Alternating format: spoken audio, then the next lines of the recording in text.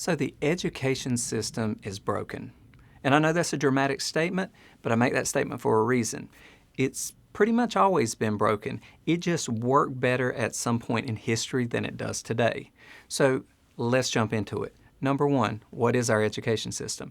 Well, generally we have these early levels of grade education till we get to higher education, which is college, and then now we have postgraduate level of education, which education is becoming more common, more ubiquitous, if you will, and more people are achieving higher and higher levels of education.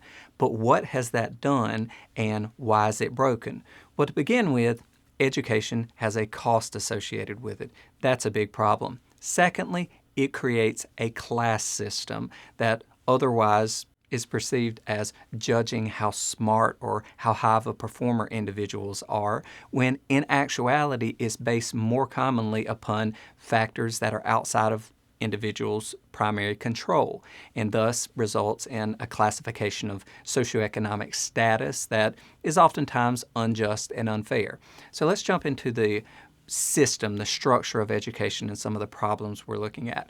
Well, education started in this format where you go sit in lined desk the way we do in early education and receive work to do throughout the day, and that work is assessed and we're given feedback and we're told to work on it and get better until we master skills.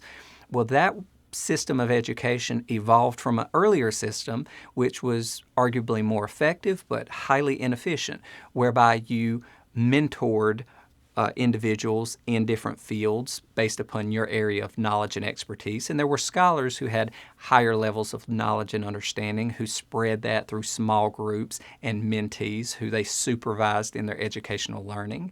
Well, because that was so inefficient, they needed to train people on larger areas.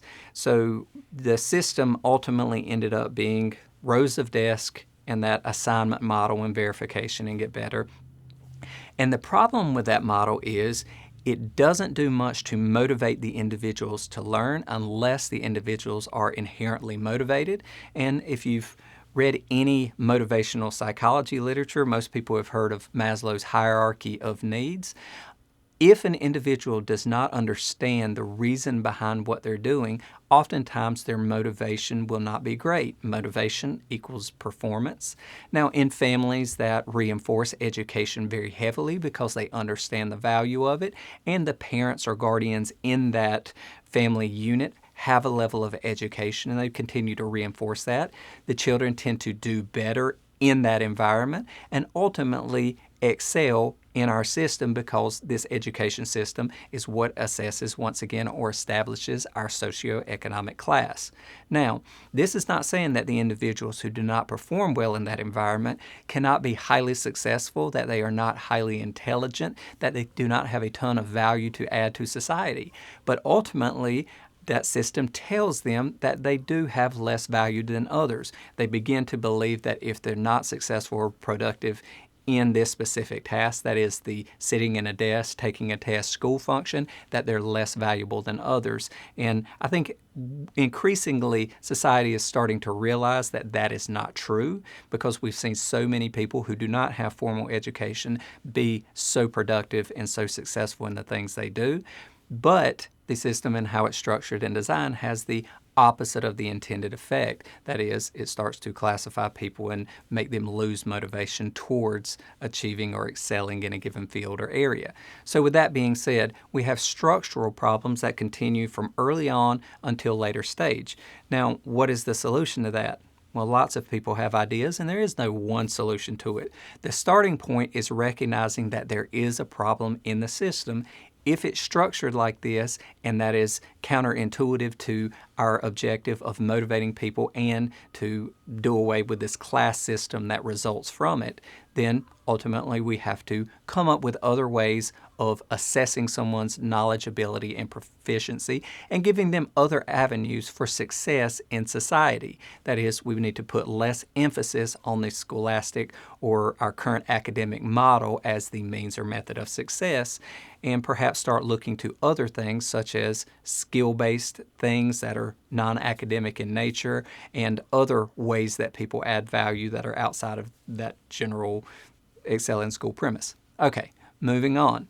So when we get to the end of our high school experience, then you have the college or post-high school education area. You can either go to trade schools, which focus on skill-based areas, or the other option is that you go to a 4-year baccalaureate degree, and there are certainly classes among the school system based upon their quality in acceptance rate and quality of research from the faculty and things of that nature. In a different series, we talk all about the academic environment and how that works in colleges and higher education. But individuals either go this trade route or they go this higher education route. And so what is the effect of the decision at this point? Well, individuals who otherwise might have excelled in academia often are pressured to choose the 4-year baccalaureate route, where individuals who perhaps didn't do as well in this academic environment are forced or told to choose the trade route when that is not necessarily what's best for them, and it's not necessarily what's best for society. It's just this pigeonhole that we're put in because we've already reinforced the idea that you don't have what it takes to do one or the other, or you're better than one or the other. So the trade school is often looked down upon, while the baccalaureate degree is lauded for being more valuable because ultimately it shows you performed better. The same goes with the tiers of economic institution, from the Ivy League or the elite Stanford, MIT, etc. of the world, down to the lowest level community college that you might find. Socioeconomic strata that result from this result from many of the class divisions that exist in society, from what you're qualified for in terms of employment and profession, to what social groups you hang out with, to what political party you're a part of, and how you represent your interest publicly in society. So ultimately, much of our standards in society for how we interact with others and how we see ourselves is based largely upon this structured system that we start out with, which is education. And to say it's broken is an understatement, because there's so many hurdles for success in that system. One, your interest and abilities may not be aligned with that system. Well, there are very few alternative means or mechanisms for showing your value and worth. Two, particularly when you get to higher education, there's a cost associated with it, meaning that you have to pay to attend these higher level academic institutions, and that's a lot easier for some than others.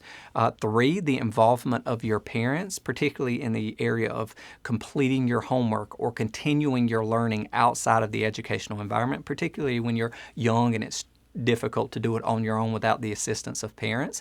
If you don't come from a household or home where your parents are able, all of a sudden you have a huge hurdle that appears to your continued success. And then you get to the higher education system, where money and the ability to move somewhere and undertake education becomes an issue, because once again, even if you can borrow the money, the idea that you have to pay it back, the idea that you've not had mentorship throughout your life to navigate this new environment that you're entering into, which is secondary education.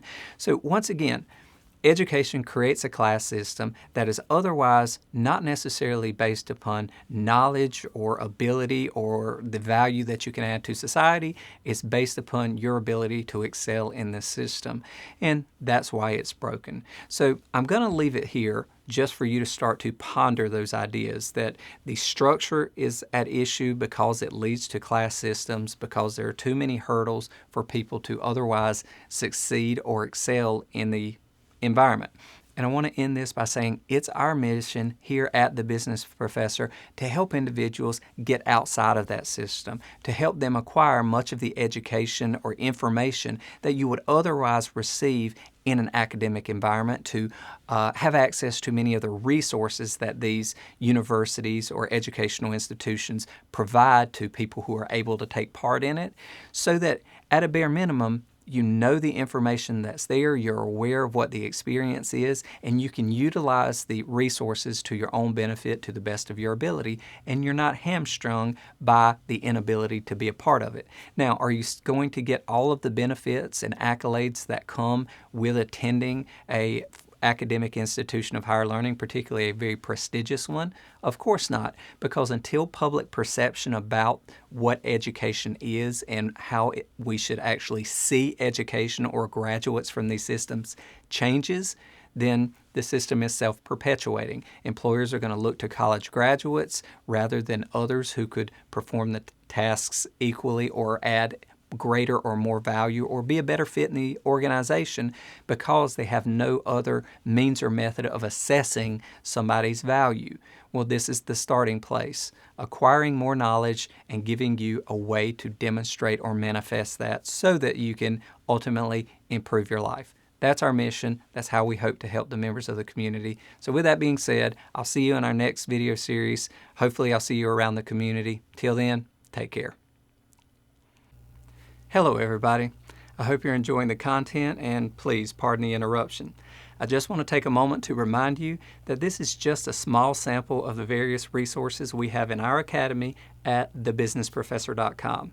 We have long-form book summaries, business courses, business and legal templates, a career TV channel, an AI-powered business encyclopedia, recent headlines, and lots of other benefits to explore as well. So please, I hope to see you as a member of the community sometime in the future.